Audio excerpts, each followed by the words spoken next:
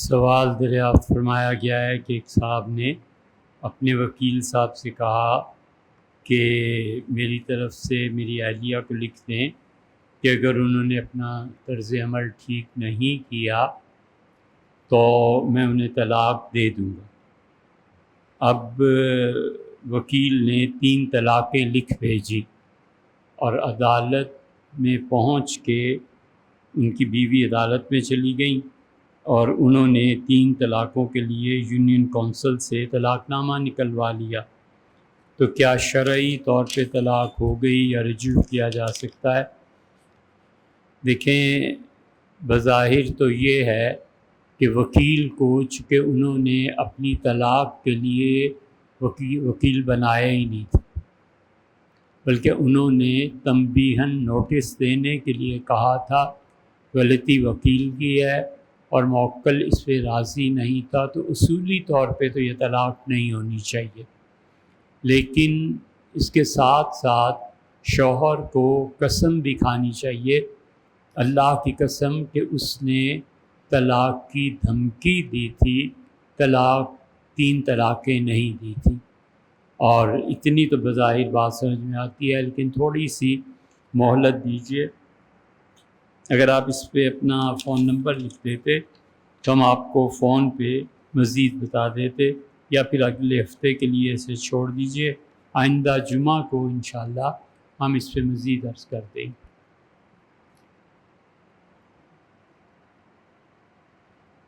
کسی نے بکری ذبح کرنے کی منت مانی اور اس بکری کا بچہ جنم لیا، تو اس بکری کے بچے کا دودھ استعمال کر سکتے ہیں یا نہیں؟ دیکھیں، اگر کسی شخص نے کسی متعین بکری کی ذبح کی نظر مانی ہے، 2 طرح ہے نا، ایک تو یہ کہ اس سے کسی بھی بکری کی نظر مان لی، اور ایک یہ کہ اس نے بکری کو متعین کیا، تو جس کام پہ بکری کو انہوں نے متعین کر دیا، اس کام کے ہو جانے پہ بکری اور بچہ دونوں کو ذبح کیا جائے۔ بکری کو بھی ذبح کیا جائے گا، اور بکرے یا بچہ جو بھی جنم لیا ہے، بکرا یا بکری، اس کو کچھ عرصے کے لیے رکھ لیا جائے تاکہ اس کا گوشت انسانوں کے کھانے کے قابل ہو جائے۔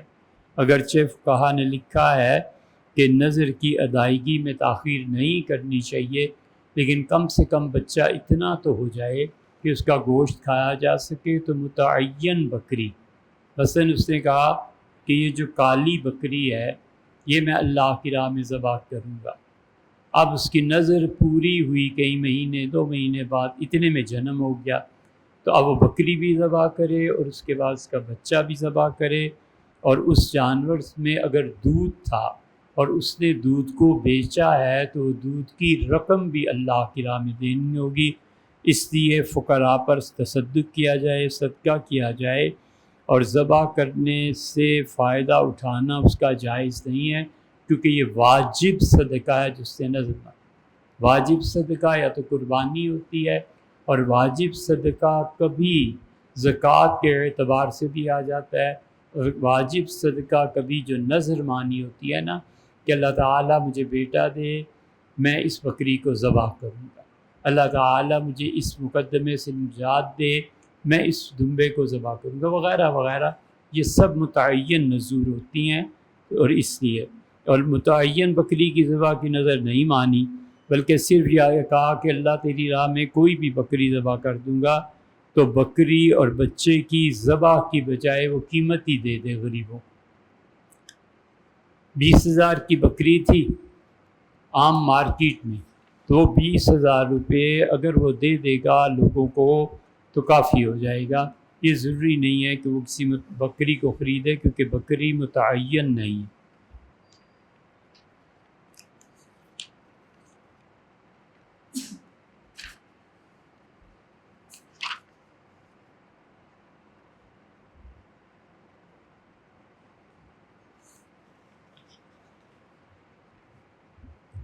ہم 6 بھائی اور ایک بہن ہیں، والدہ بھی حیات ہیں۔ والد صاحب 2013 میں انتقال کر گئے تھے۔ وراثت میں ایک گھر ہے، برائے مہربانی تقسیم کا طریقہ۔ رضوان صاحب، آسٹریلیا سے آپ کی تحریر پہنچی، آپ دیکھیں جب بھی کسی کا انتقال ہو جائے سب سے پہلے 4 چیزیں کرنی چاہیے. جتنی بھی وراثت چھوڑی ہے چاہے کروڑوں میں اور لاکھوں میں اور روپوں میں یا کچھ بھی، 4 چیزیں سب سے پہلے بغیر کسی کی اجازت کے نکال لی جائیں گی. مطلب ایک بہن بھائی کہتا ہے یہ نہ کرو تو اس کی نہیں مانی جائے گی. سب سے پہلے تو میت کی تجہیز و تکفین، قبر کھودنے کے پیسے، اگر گاڑی پہ میت کو قبرستان لے جانا ہے تو اس کے پیسے. لوگ 4 مزدور لے لیے اور انہوں نے کہا میت کو قبرستان پہنچا دیتے ہیں، اس کے پیسے. کفن کے پیسے، کام ہم غسل دے دیں گے، کسی ادارے میں آپ چلے گئے اس کے پیسے. یہ بغیر کسی حیل و حجت کے، کسی کی سنے بغیر، یہ سب سے پہلے میت کا حق ہے. عام مسلمان ادا کر دیں کہ وہ آدمی غریب تھا، سبحان اللہ کیا کہے. حضور اقدس صلی اللہ علیہ وسلم نے فرمایا تم میں سے جو کوئی اپنے بھائی کو کفن دے دے گا اللہ تعالیٰ اس کے سامنے 100 طرح کا کپڑا جنت سے لے کے بچھا دے گا. 100 یا اس لیے فرمایا کہ حقیقتاً 100 یا 100 محاورے میں فرمایا کہ بے شمار کپڑے، اور اللہ کہے گا تو نے ایک میت کو کپڑا دیا تھا، آج اس کے کپڑے ہم سے لے. بہت بڑی نیکی ہے. دوسری چیز یہ ہے کہ اس کی تدفین ہے نہ، دوسری چیز اس کا قرض ہے کہ قرض ہر حال میں ادا کیا جائے گا. قرض لینے کے لیے 10 آدمی کھڑے ہو گئے، ان کا ہمارا قرض ہے، کوئی وراثت تقسیم نہیں ہوگی. سب سے پہلے دفنانا کفنانا یہ نمبر 2 پہ لوگوں کا قرض ادا کیا جائے گا. اور بیوی کا حق مہر سب سے زیادہ بڑا قرضہ ہے، سمجھے. مثلا اس کے ذمے 50,000 کا دودھ تھا، اسے مہینے کے آخر پر دینا تھا، انتقال ہو گیا. اب 50,000 کی بجائے بیوی کا حق مہر جو تھا نا 1 لاکھ ہے تو یہ ادھر دینے لازمی ہوں گے. سب سے پکا قرض بیوی کا ہوتا ہے کیونکہ اس نے اس سے فائدہ اٹھایا، اولاد ہوئی یا نہیں ہوئی بات کے مسائل. تیسری چیز اس کی وصیت ہے. اس نے یہ کہہ دیا کہ میں اتنے 1000 چھوڑ کے جا رہا ہوں اور ان میں سے 33% جو ہے یہ 33% میں اس کی وصیت چل سکتی ہے. مطلب اسے کہا 1 لاکھ چھوڑ کے جا رہا ہوں، 33,000 میری طرف سے مسجد کو دے دیے جائیں. یہ تیسری چیز ہے. سب سے پہلے تجہیز و تکفین، پھر قرض، اور پھر اس کی وصیت جو اس نے نیکی کے کام کے لیے کی ہے. ویسے ایک باریک مسئلہ ہے، یہ بھی یاد رکھو، یہ ضروری نہیں ہے کہ 1/3 حصہ جو ہے وہ کسی نیکی کے کام میں خرچ کرنے کے لیے مسجد بنوا دے، کتابیں چھپوا دے، قرآن پاک کے نسخے لے کے لوگوں میں تقسیم کر دے. یہ ضروری نہیں ہے. اس سے بھی بڑھیا چیز جو وراثت میں 33% جاری کرنے کی ہے کہ ہمیشہ مجھ کو ثواب ملتا رہے، وہ اپنی اولاد میں سے کسی کو خرید کے دے دینا.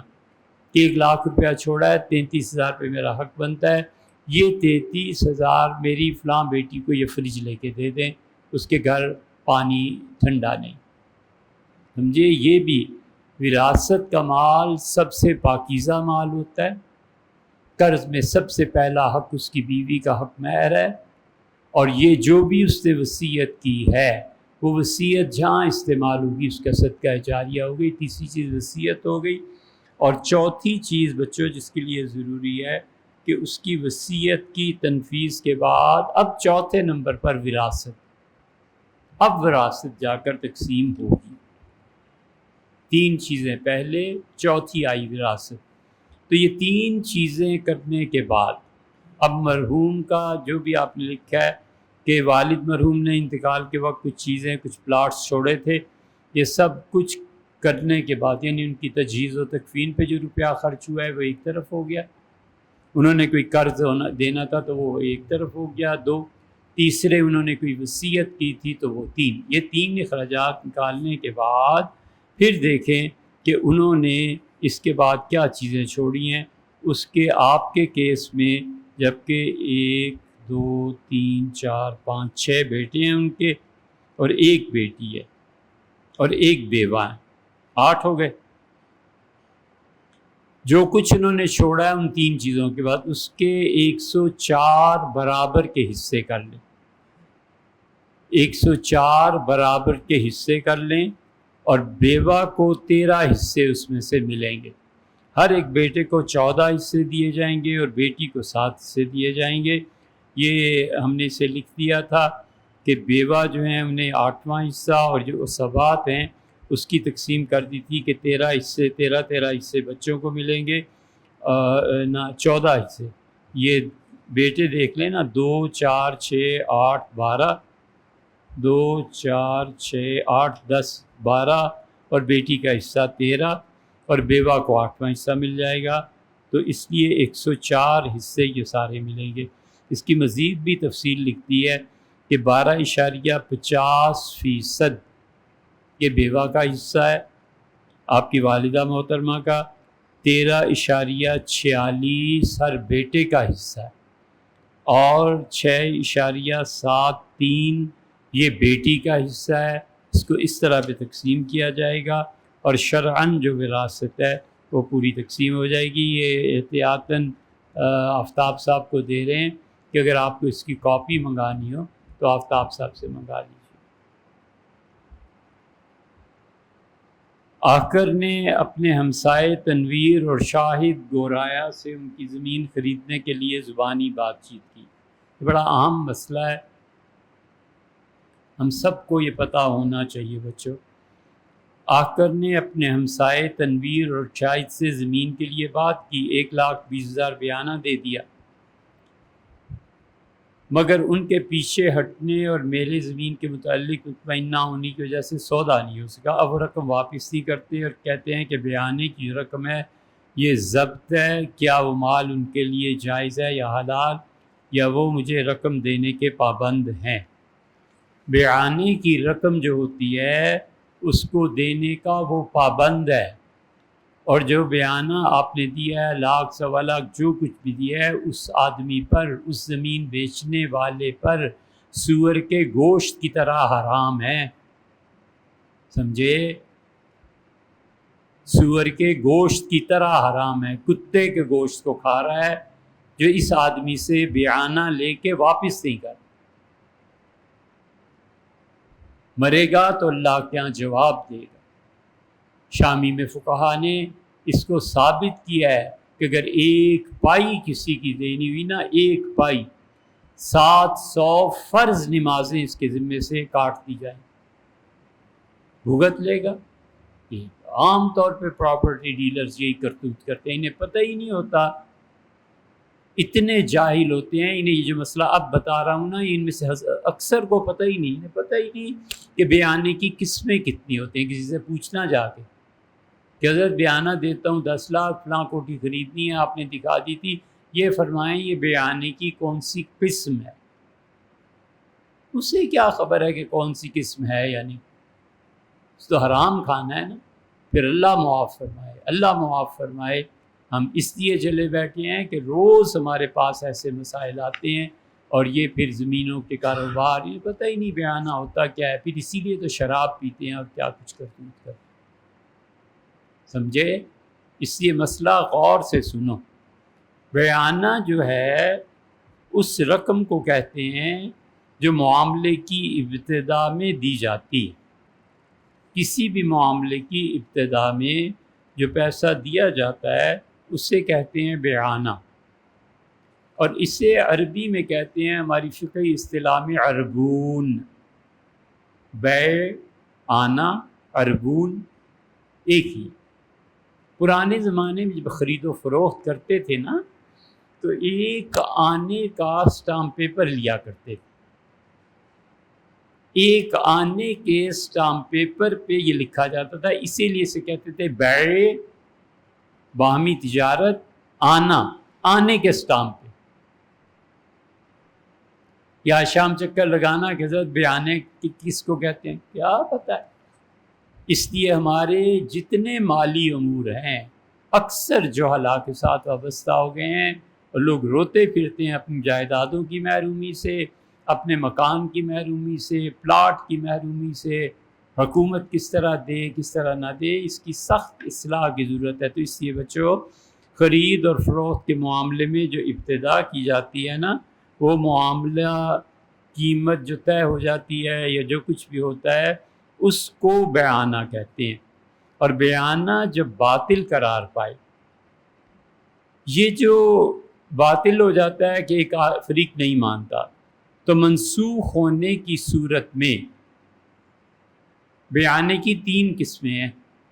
ایک قسم بیان ہم کرتے تھے، یہ بیانہ جو ہے کسی صورت بھی جائز ہی نہیں ہے اس کے لیے جو رکھے۔ ہماری زمین ہے، ہم نے کہا بیچتے ہیں، اس نے کہا جی لیں 1 لاکھ بیانہ، 9 لاکھ میں دوں گا۔ اب وہ نہیں دے سکا، انتقال ہو گیا، کچھ ہو گیا، اس کے پیسے نہیں آئے۔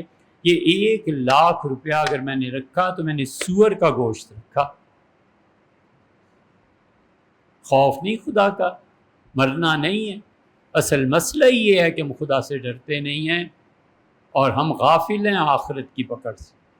3 قسموں میں سے بیانے کی پہلی قسم یہ ہے کہ ایک شخص دوسرے سے وعدہ کرتا ہے کہ میں یہ گاڑی خریدتا ہوں مثلاً، اور اس وعدے کے بعد بیانے کی جو رقم اس نے دی ہے وہ امانت ہے اس کے پاس، سمجھے، اس کی شرعی حیثیت امانت کی ہے۔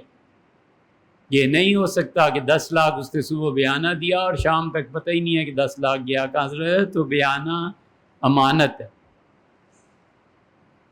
اچھا، اگر وہ کہتا ہے کہ 10 لاکھ بیانہ دیا تو میں جو اپنا پلاٹ گاڑی بیچ رہا ہوں مجھے لازم ہے، یہ دیکھو کہیں ہوتا ہے یہ، شریعت کہتی ہے لازمی کہ اس سے پوچھوں کہ حضرت یہ بیانہ جو دیا ہے گاڑی آپ کی ہو گئی نا، اب یہ بیانہ میرے لیے امانت ہے تو میں اسے سنبھال کے رکھتا ہوں، بینک بھیجتا ہوں، یا یہ قرض ہے میں اسے استعمال کر رہا ہوں۔ وہ جو خریدنے والا ہے اس کا حق، وہ کہتا ہے جناب والا آپ پہ اعتبار ہے، قرض ہے، ختم، جو مرضی کرے، قرض لے لیا نا تو قرض تو پھر واپس کرنا ہے۔ اور اگر وہ کہہ دیتا ہے نہیں حضرت یہ جو پیسے آپ کو دیے ہیں یہ مفتی صاحب یہ قرض نہیں ہے بلکہ میری طرف سے امانت ہے تاکہ آپ کو اطمینان رہے کہ میں انشاءاللہ یہ سودا خرید دوں گا، اب یہ ہو گئی امانت۔ امانت کا تحفظ، امانت تو اتنی شدید چیز ہے، دونوں پہلو ہیں۔ حضور صلی اللہ علیہ وسلم جو امانت کا خیال رکھے اور امانت کا امیندار ہو، قیامت میں اس کا حشر اللہ کے عرش کے نیچے میرے ساتھ، اتنا بڑا اجر ہے۔ شکر کرو اگر سنبھال سکو، کوئی امانت دے جائے کہ حضرت یہ 100 روپیہ رکھ لیں میں ابھی آتا ہوں، گھنٹے بعد آ گیا نا 100 لینے، الحمدللہ امانت پوری ہو، اتنی بڑی نیکی اللہ مدد کرتا ہے۔ حضور اقدس صلی اللہ علیہ وسلم نے ارشاد فرمایا بنی اسرائیل میں ایک آدمی غریب ہو گیا، سفر میں تھا، اس نے کہا مجھے اتنے روپے دے دے اور میں اتنے دن میں واپس کر دوں گا، میں فلاں گاؤں کا رہنے والا ہوں۔ اب کیا ہوتا پتا تھا، اس نے وہ رقم دے دی، نیک آدمی تھا، اس نے کہا اللہ کے بھروسے پہ آپ کو دیتا ہوں، میرے پیسے واپس کر دیں۔ جس دن کا وعدہ تھا اس دن وہ آدمی اپنے گاؤں کی ندی کو تیر کے پار ہونا تھا، اس کے کنارے آیا اور سرکار دو عالم صلی اللہ علیہ وسلم فرمایا کہ وہ پانی اتنا شدید تھا، وہ شام کو گھر چلا گیا، دوسرے کنارے یہ انتظار کر کے چلا گیا اور اس نے کہا پتہ نہیں کیا ہوا۔ پھر دوسرے دن، پھر تیسرے دن اس نے کہا اے رب میں نے وعدہ کیا تھا اس کے پیسے اس کو دینے کا، اور اس نے تیرے نام پہ مجھے قرضہ دیا تھا، اللہ پانی مہلت نہیں دیتا۔ اس نے بانس کو کھوکھلا کیا، اس کے اندر پیسے ڈالے اور اس نے کہا اے پروردگار جس نام پہ میں نے وعدہ کیا میں اسی کے حوالے کرتا ہوں، اللہ یہ اس تک پہنچا دے۔ تیسرے دن حضور صلی اللہ علیہ وسلم مایوس ہو کے چل پڑا، اس کا افسوس دھوکہ ہوا، اور اس سے بانس ایک آتے اس سے کہ چلو نکال لیتے ہیں لکڑی گھر میں، جا کے جب اس سے چیرا تو اس میں سے اس کا پیسہ ہے۔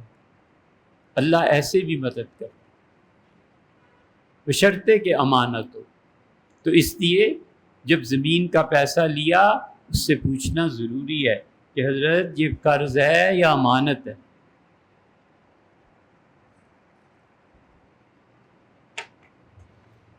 دوسری صورت یہ ہے کہ بیع مکمل ہو جانے کے بعد دونوں فریق اس سے فسخ نہیں کر سکتے. ادائیگی میں ٹال مٹول کرے اور ہر جائز طریقے سے قیمت کی ادائیگی میں مجبوری ہو تو دونوں ایک دوسرے کا حق کا خیال رکھیں کہ یہ اس کے عذر کو تسلیم کرے گا کہ اتنے دن بعد پیسے مل جائیں گے، یا وہ اس کے عذر کو تسلیم کرے گا اور پیسے واپس کر کے کہے گا کہ حضرت قرض تھا میرے ذمے، میں آپ کو دے دوں، میرے لیے امانت تھی، افسوس ہے میں نے خرچ کر دی، میں پابند ہوں آپ کو دینے. اس صورت میں فریقین کو جب پوری مکمل ہو جائے، اب وہ کہتا ہے گاڑی دو، وہ کہتا ہے جی گاڑی دے نہیں سکتا، اب چالان ہو گیا، اب یہ ہو گیا، ان کے لیے ضروری ہے کہ دونوں بیٹھ کے طے کریں. اور تیسری صورت یہ ہے کہ اگر اس نے کہہ دیا کہ حضرت یہ زمین کا پلاٹ لیا ہے 1 کروڑ کا ہے، 50 لاکھ میں نے دے دیے ہیں، اگر میں یہ پیسے 50 ادا نہ کر سکا تو اسے میری طرف سے آپ اپنے لیے سمجھیں. اس کی بیانے کی ملکیت سے دستبردار ہو گیا، بیانے کی ملکیت سے دستبردار ہو گیا، تو یہ بائع کا رقم بیانہ کو یہ پیسے اس کے ہو گئے.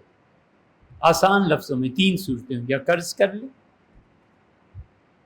یا پھر اس کو امانت دے دے، یا پھر خوش دلی سے کہہ دے کہ حضرت نہیں ہوا سودا تو نہ سی، اللہ مالک ہے، انتقال ہو گیا، اسی کا پتہ نہیں یار زندہ رہتا ہوں کہ نہیں، پھر فرض کر لو میں مر جاؤں نا، یہ پیسے تمہارے ہیں.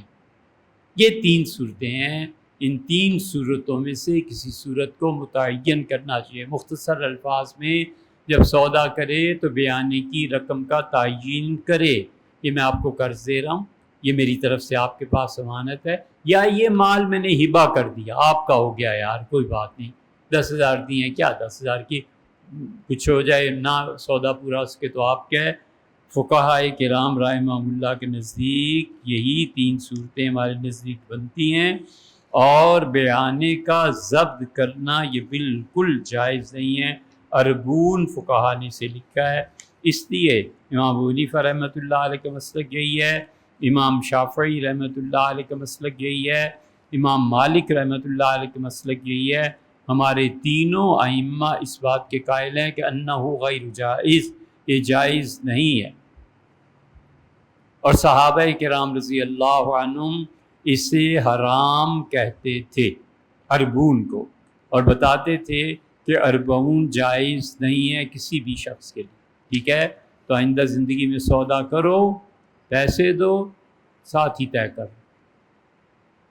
اور اس کو بھی چاہیے جو زمین بیچ رہا ہے نا، یہ کرتے ہیں جو زمینوں کے کاروبار بزنس کرتے ہیں، کہیں دیکھا آج تک یہ مسئلہ سنا ہے کبھی؟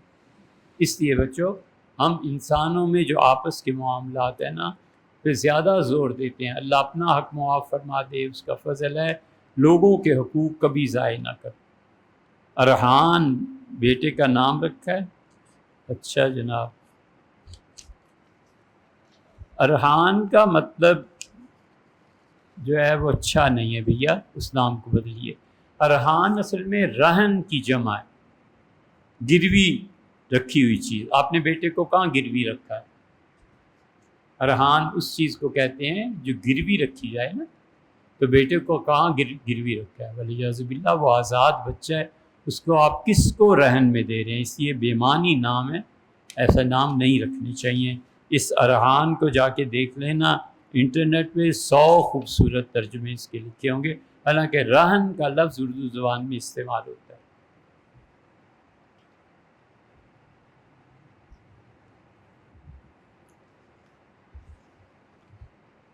چھ بھائی اور ایک حقیقی بہن ہے اور ایک ماں شریک بہن ہے.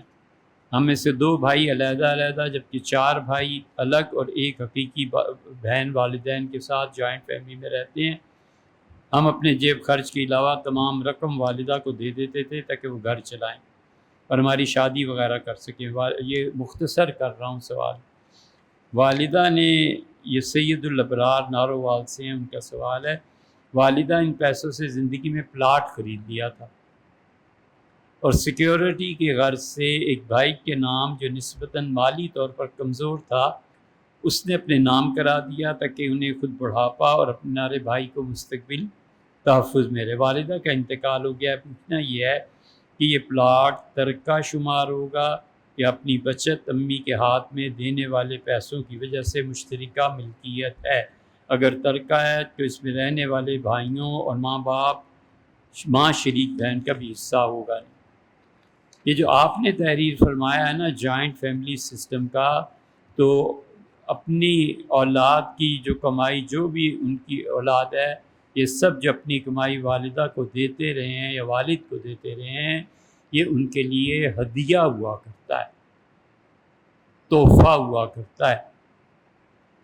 اور والدہ نے ان پیسوں سے جو پلاٹ خریدا ہے والدین کے انتقال کے بعد ترکہ ہوگا، لہٰذا اس پیسے دینے والے ورثاء کے علاوہ علیحدہ رہنے والے بھی حقدار ہوں گے. سمجھے؟ ان کی زندگی میں جتنا خرچ ہوا وہ سب کا سب آپ کی طرف سے ہدیے میں شمار ہوگا. اگر قیامت پہ یقین ہے تو اللہ اس کا اجر دے گا. اور پھر آپ اس جگہ رہتے بھی ہیں. 2-3 بھائی کہیں اور رہتے ہیں. والدہ نے وفات کے وقت جو پلاٹ خریدا تھا، پھر وہ ترکے میں تقسیم ہو کے ان کو بھی پہنچے گا حصہ، جن کا اس سے بظاہر کوئی تعلق نہیں ہے، لیکن اولاد تو ہے نا. اس لیے اولاد کسی صورت وراثت سے معروم نہیں ہوتی. یا تو قتل ارتداد سے معروم ہو جاتی ہے کہ والدین کو قتل کر دیں ولیعوذ باللہ، یا کافر ہو جائیں، یا پھر دارین دارالاسلام اور دارالحرب، یہ لمبی بحث ہے، اس کو چھوڑو. تو اس لیے جو پیسے بچے والدین کو دیتے ہیں وہ ان کے لیے تحفے کے طور پہ ہوا کرتے ہیں، سوائے اس کے کہ بچہ خود کہہ دے کہ ابو یہ میری پلاٹ خرید دیجیے، یہ پیسے اتنے دے رہا ہوں، تو پھر اس کے کھاتے میں شمار ہو.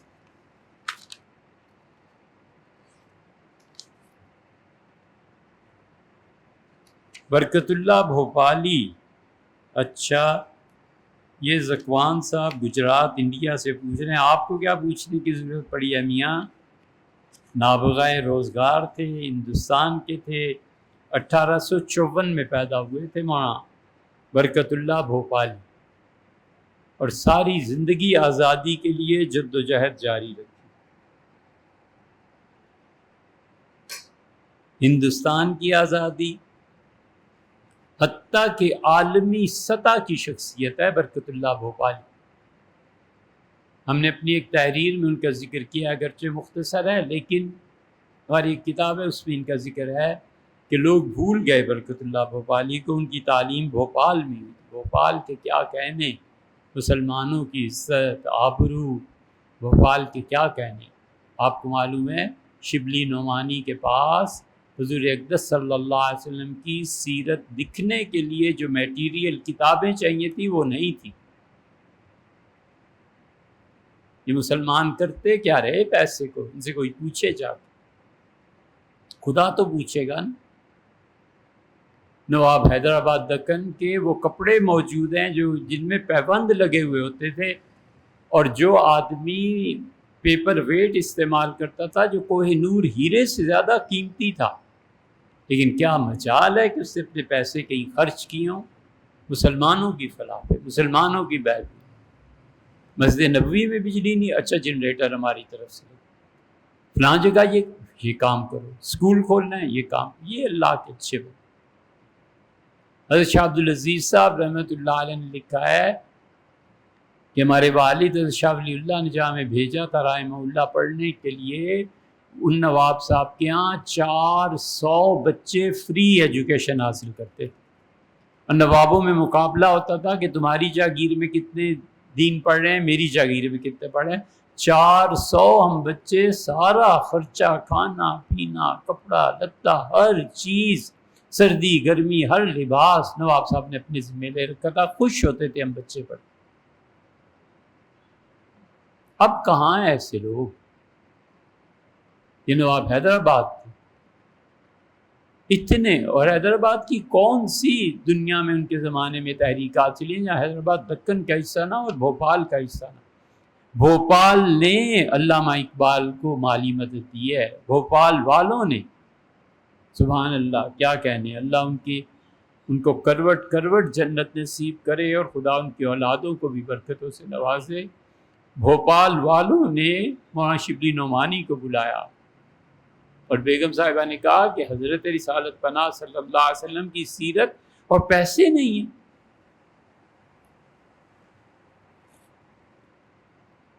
کتنے پیسے چاہیے؟ اتنے چاہیے. انہوں نے منشی کو کہا کہ اتنے پیسے پیش کرو.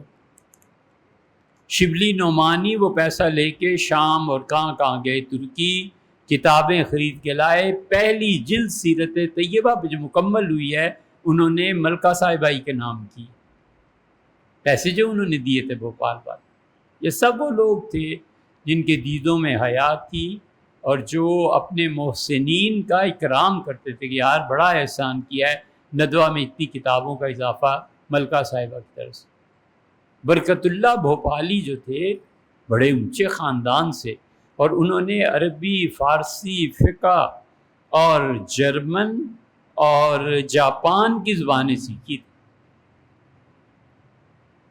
کہاں ہیں یہ محنتی لڑکے؟ جرمنی کی زبان سیکھی، جاپان کی زبان سیکھی، عربی سیکھی، فارسی سیکھی، اردو تو گھر کی لونڈی تھی.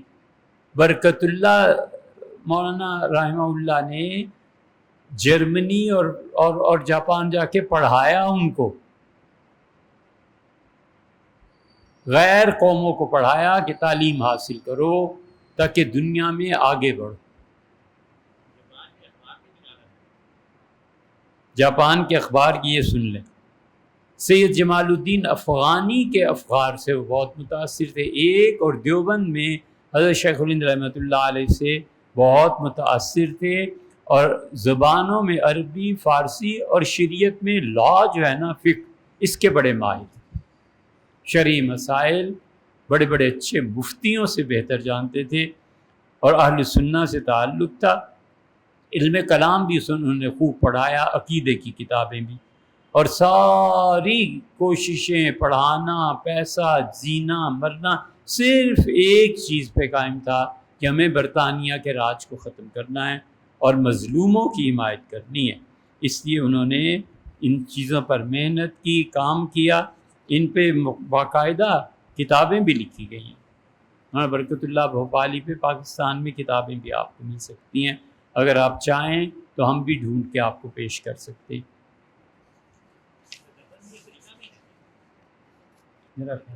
یہ امریکہ میں انتقال ہوا. We have 3 daughters. Can we go for the gender selection for a baby boy? Please guide in the light of Quran و سنہ.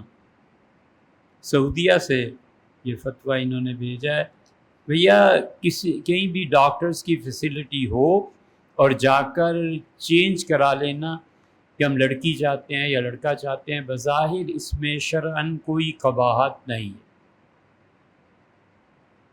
جائز ہی ہونا چاہیے. ہماری رائے یہی ہے کہ یہ جائز ہے. آپ دیگر علماء سے بھی رجوع کر لیں. البتہ ایک چیز اس میں سوچنے کی ہے کہ اگر یہ بات عام ہو جائے اور لڑکوں اور لڑکیوں کا وہ تناسب جو اللہ تعالیٰ نے قائم کیا ہے، نسلوں اور صدیوں میں اس میں فرق آ جائے گا تو پھر کیا ہوگا؟ یہ اسی طرح ہے جیسے آسٹریلیا نے خرگوش اپنی زمین سے فارغ کر دیے. وہ تو کئی دہائیوں کے بعد انہیں اندازہ ہوا کہ ہو خرگوش کتنے اچھے تھے، انہیں نہیں مارنا چاہیے تھا.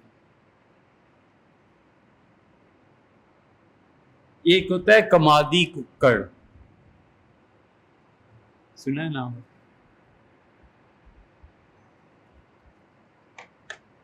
کمادی ککڑ جو ہے نا، کماد کہتے ہیں نا گنے کی فصل کو، گنے کی فصل میں وہ ہوتے ہیں، آ بھی جاتے ہیں چلے بھی جاتے ہیں، اور وہ جو گنے کو نقصان پہنچانے والا کیڑا ہوتا ہے، اس کیڑے کو وہ کھا جاتے ہیں. اب چونکہ مجھے یاد نہیں ہے اس لیے نام بھی نہیں لیتا کہ کچی بات نہ ہو، لیکن کسی حکمران نے کہا، وہ پنجاب کے ادھر سے ہی تعلق رکھتے تھے، کہ یہ کمادی ککڑ ختم کر دیے جائیں، مار دیا جائے۔ تو اس زمانے کے بڑے زمیندار دو چار تھے، جا کے ملے اور کہا حضرت یہ ختم نہ کروائیں، اپنے حکم کو واپس لیں، کیونکہ یہ کمادی ککڑ سے گنے کی پیداوار زیادہ ہو جاتی ہے، یہ حفاظت کرتے ہیں۔ تو نیا نیا جوان تھا، پڑھا لکھا یورپ کا تھا، اسے کیا پتا تھا کہ کمادی ککڑ کہتے کس سے؟ اچھا جی نہ کرو۔ قرآن پڑھانے والے سے سنا ہے کہ شادی میں گانا بجانا ہو، مہندی کے رسم میں، تو شادی کا کھانا حرام ہوتا ہے۔ بھیا تعلقات خراب نہ کرو، اس پہ نکیر کرو، بس اتنا بھی کہہ دو نا کہ یہ مناسب نہیں ہے، بس کافی۔ لیکن رشتہ دار ہیں، گھر جاؤ، رشتہ داری کے تعلق کو توڑو اس نیت سے کہ اللہ نے چاہا ہمارے تعلقات قائم رہے تو ہم نکیر بھی کریں گے اور جائیں گی بھی کہیں نہیں۔ تعلق کو توڑنا مناسب نہیں۔ دو مسلک ہیں اس میں دونوں آپ کے سامنے رکھ دیتا ہوں، آپ کا جو جی جائے کر لیجیے۔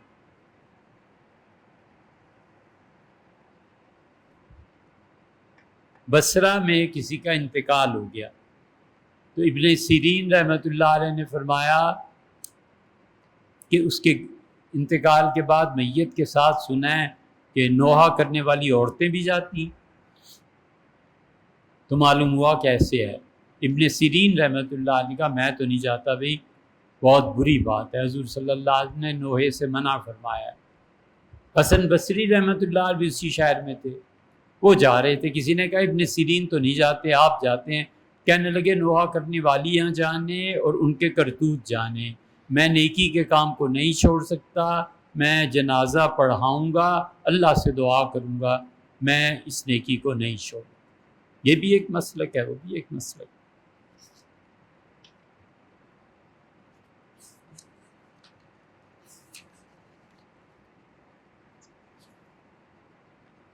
میری ساس سیکرٹسوفینیا، اچھا یہ بیماری ہے، نسبتاً طبیعت بہتر بھی ہو جاتی ہے، ہم ان کو کسی وقت کلمہ پڑھا دیں تو ان کا اسلام میں داخل ہونا درست ہوگا؟ جہاں تک مجھے معلوم ہے رضوان صاحب، یہ بیماری در حقیقت ایسی ہے کہ آدمی کو بھولنے کا مرض لگ جاتا ہے، کبھی کلمہ یاد رہا، کبھی نہیں یاد رہا، کبھی کوئی بات کہہ دی، کبھی کوئی بات کہہ دی۔ اس صورت میں ان کا انتقال جس حال میں بھی ہو، حتیٰ کہ وفات کے وقت بھی وہ ولیعذ باللہ کوئی کفر کا جملہ کہہ دیں تو بھی ان کا جنازہ پڑھا جائے گا، مسلمانوں کے قبرستان میں دفن کیا جائے گا اور انہیں مسلمان ہی مانا جائے گا، کیونکہ ایسی حالت کا شریعت کوئی اعتبار نہیں کرتی۔ فقہا نے لکھا ہے فتاوی عالمگیری میں بھی کہ اگر کوئی آدمی موت کے وقت کفر کا جملہ کہہ دے تو اس کا کفر معتبر نہیں ہے، اس کا ایمان معتبر ہے، جس پہ ساری زندگی گزار کی ہے۔ ہم یہ کہیں گے کہ اس نے وفات سے پہلے کفر کا جملہ کہا آخرت کے عذاب سے ڈر کے، یا اس پہ جب فرشتے آئے تو اس پہ دہشت طاری ہو گئی کہ یہ مخلوق آ گئی، تو اس نے کوئی جملہ ایسا کہہ دیا جو کفر پہ مشتمل تھا، کفر کا اعتبار نہیں اسلام۔ اسی لیے فقہا نے واجب ضروری قرار دیا ہے اور لکھا ہے کہ میت کو غسل دیتے ہوئے اگر کوئی بری چیز ظاہر ہو جائے، ولیعذ باللہ، استغفر اللہ، چہرہ سیاہ پڑ جائے یا یہ کہ کچھ اور ہو جائے ایسا، تو فرض ہے ان پہ کہ ضمانت کو اپنے پاس رکھیں، باہر جا کے کسی سے تذکرہ نہ کریں تاکہ مسلمان اطمینان سے اس کا جنازہ پڑھیں۔ کفر کو اتنا آسان نہیں ہوتا بھائی، کفر کا جملہ خود رسول اللہ صلی اللہ علیہ وسلم نے کوئی اعتراض نہیں کیا، ہم آپ کون ہوتے ہیں؟ بڑی مشہور حدیث ہے، اس کا آخری جملہ یہ ہے کہ وہ اونٹ گم ہو گیا سفر میں اور پھر اونٹ واپس آ گیا، جب اس کی آنکھ کھلی تو اس نے خوشی سے کہا کہ اللہ تو میرا بندہ ہے، میں تیرا رب ہوں۔ تو لوگوں جتنی خوشی اس کو اس جملے کے ادا کرنے پہ، اس سے زیادہ خوشی اللہ کو ہوتی ہے جب مومن اللہ سے معافی مانگتا ہے۔ اب یہ جملہ کفر نہیں، کیا خدا میں تیرا رب ہوں اور تو میرا بندہ ہے؟ لیکن حضرت رسالت مآب صلی اللہ علیہ وسلم درگزر کیا خوشی کی ایک کیفیت، اس پہ غم، دکھ، دہشت، جہنم کی آگ کوئی ہو گئی ہوگی، جو بھی ہو گیا ہوگا، بالکل اس کو کافر نہیں کہتے، والعیاذ باللہ۔ اس کا جنازہ پڑھا جائے گا، ایمان کی گواہی دی جائے گی، مسلمانوں کے قبرستان میں خاتون کو دفن کیا جائے گا، ان کے لیے شرعاً ایصال ثواب بھی ہوگا، ان کے شوہر یا بیٹے جو بھی ہے ان سے تعزیت بھی کی جائے گی، سارے کے سارے حقوق اس خاتون کے مسلمان کی طرح محفوظ